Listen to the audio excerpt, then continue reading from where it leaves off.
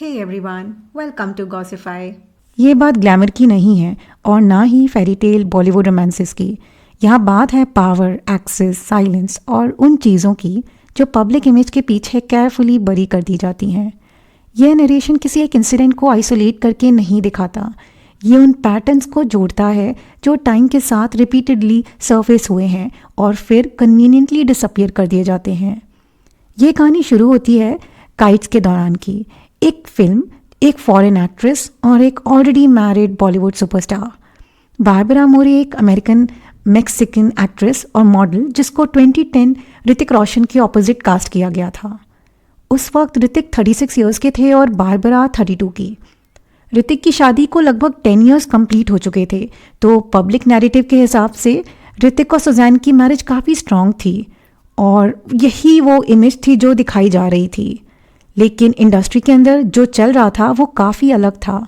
इसी फेज़ में एक मीडिया इंसाइडर सिमी चंडोक ने एक इंटरव्यू में कुछ स्टेटमेंट दिए हैं जो सीधे नाम तो नहीं लेते, लेकिन स्ट्रक्चर इतना स्पेसिफिक था कि लोगों ने खुद ही डॉट्स कनेक्ट कर लिए।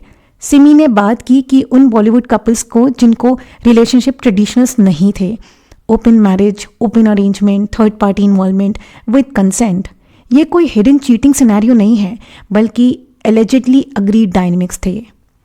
सिमी के नरेशन के मुताबिक एक केस में वाइफ खुद एक फॉरेन एक्ट्रेस को ढूंढती है, खुद अप्रोच करती है, खुद अपने हस्बैंड को बोलती है कि उस एक्ट्रेस को फिल्म में कास्ट करो। सिर्फ कास्ट ही नहीं, एक नोटिसेबल रोल भी दो। रीज़न प्रोफेशनल नहीं था, रीज़न पर्सनल था।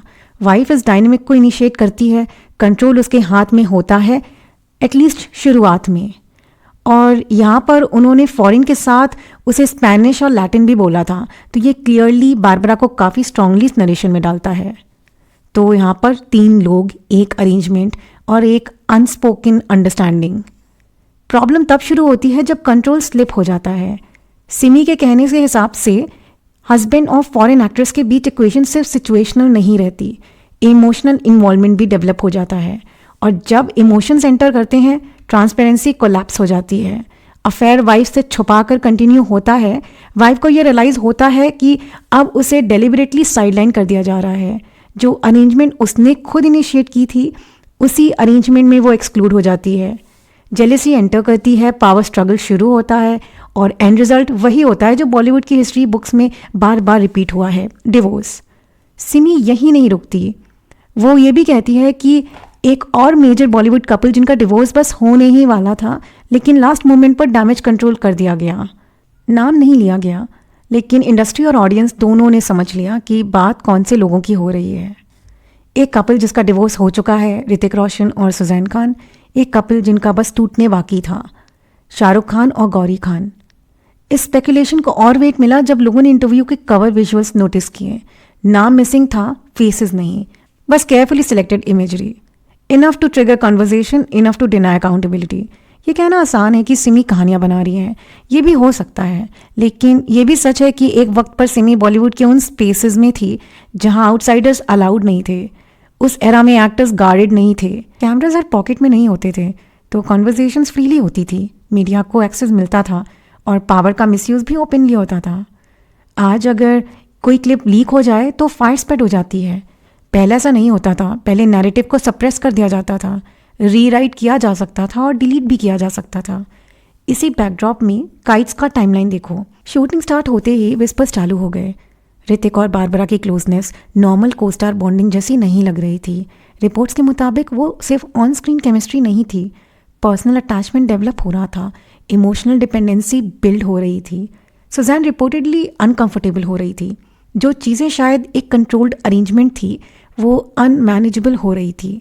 फिल्म रिलीज़ हुई और शॉर्टली आफ्टर ऋतिक और सुजैन अलग रहने लगे। सेपरेशन अनाउंस हो गया, डिवोर्स प्रोसीडिंग शुरू हो गई। 2014 में मैरिज ऑफिशियली ख़त्म हो गई थी। पब्लिक को एक सिंपल नैरेटिव दे दिया गया, cheating, marriage broke, end of the story. लेकिन 2014 में एक और चैप्टर जुड़ता है जिसे मीडिया ने काफ़ी केयरफुली सप्रेस किया था, the bang bang phase. Katrina Kaif और ऋतिक रोशन की केमिस्ट्री सिर्फ ऑन स्क्रीन मैजिक नहीं थी। इंडस्ट्री इंसाइडर्स के मुताबिक द बैंग बैंग की शूटिंग के दौरान जो क्लोजनेस बिल्ड हुई थी, उसने सुजैन खान के सेपरेशन का डिसीजन पर आखिरी सील लगा दी थी। इस फेज को सप्रेस्ड न्यूज़ इसलिए कहा जाता है क्योंकि ये उस वक्त दोनों स्टार्स की पर्सनल लाइफ्स काफ़ी सेंसिटिव स्टेज पर थी। ऋतिक रोशन अपना डिवोर्स प्रोसेस हैंडल कर रहे थे और कटरीना एलिजिडली रणबीर कपूर के साथ एक सीरियस रिलेशनशिप में थी। दोनों की परफेक्ट इमेज रिस्क पर थी। सोर्सेज के अकॉर्डिंग शूटिंग के दौरान उनका अटैचमेंट इतना ग्रो हो गया था कि Ranbir Kapoor reportedly insecure feel कर रहे थे। मीडिया ने कोशिश की कि इसे गुड फ्रेंडशिप का टैग देने की, लेकिन सेट से आने वाली खबरें कुछ और ही बयां कर रही थी। ये वो वक्त था जब ऋतिक का फैमिली मैन पर्सोना पूरी तरह डिसमेंटल हो चुका था और कटरीना के साथ उनका लिंकअप एक ऐसा लग रहा था जैसे ये पीआर ने काफ़ी मुश्किल से बुझाया हो ताकि फिल्म की सक्सेस और दोनों की रेपुटेशन पर कोई दाग ना लगे। ये चैप्टर प्रूव करता है कि जब दो हाई प्रोफाइल स्टार्स इन्वॉल्व होते हैं तो सच को सप्रेस करने के लिए इतनी बड़ी मशीनरी काम करती है। लेकिन सिमी के स्टेटमेंट्स एक डार्कर इम्प्लीकेशन छोड़ते हैं। ये इम्प्लाई करते हैं कि प्रॉब्लम चीटिंग से पहले शुरू हो चुकी थी। प्रॉब्लम तब शुरू हुई थी जब इमोशन बाउंड्रीज तोड़ने लगी, जब पावर डायनेमिक्स फ्लिप हो गए और जब ट्रांसपेरेंसी ख़त्म हो गई। अब आते हैं दूसरे कपल पर, शाहरुख खान और गौरी खान का फेज़, जब प्रियंका चोपड़ा का नाम एग्रेसिवली लिंक होने लगा था। ये कोई सटल र्यूमर नहीं था, ये पब्लिक फ्लर्टेशन था। Award shows, interviews, TV appearances, jokes, proposal सब डॉक्यूमेंटेड था। एसआरके की perfect family man image visibly crack हो रही थी। ब्लाइंड आइटम्स ने क्लेम किया कि गौरी खान ने इस सिचुएशन को लाइटली नहीं लिया। इंडस्ट्री के पावरफुल लोग इन्वॉल्व हुए, producers, directors, Insiders. Pressure create किया गया। मैसेज क्लियर था, अगर ये कंटिन्यू हुआ तो एसआरके का carefully built image irreversible damage suffer करेगा। इसी फेज में ये भी सर्कुलेट हुआ कि प्रियंका के प्रोजेक्ट्स ड्राई अप होने लगे, कास्टिंग रेजिस्टेंस बिल्ड हुआ। इंडस्ट्री ने एक साइलेंट मैसेज डिलीवर किया। इस टाइम सुजैन और गौरी की क्लोजनेस भी हाईलाइट हुई। Social gatherings, Karan Johar circle, repeated appearances, एक अनसेड अलायंस जैसा परसेप्शन बना। काइट्स के बाद बारबरा मोरी बॉलीवुड से ऑलमोस्ट वैनिश हो गए। No major comeback, no continuation.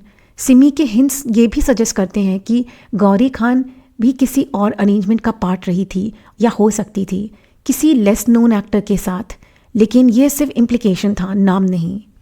Open marriages यहाँ एक नेचुरल टर्म नहीं रहता, ये पावर का गेम बन जाता है। जब तक रूल्स कंट्रोल में रहते हैं सब एक्सेप्टेबल है, और जब इमोशंस हाईजैक कर लेते हैं सिस्टम कोलैप्स करता है। ऋतिक और सुजैन का कनेक्शन सरफेस लेवल नहीं था, बचपन के दोस्त थे, सेम नेबरहुड, लॉन्ग हिस्ट्री।